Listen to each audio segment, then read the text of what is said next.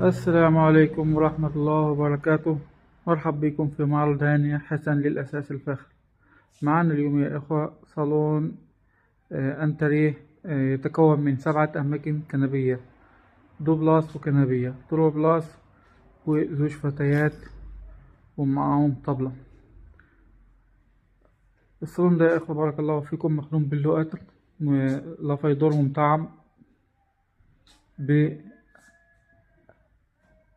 بالذهب. سكرتاز ما شاء الله، شايفين حاجة تحفة. القماش بتاعه جبلان مطعم بالقطيفة، جبلان تركي، ووش الكثانة جلاسيه.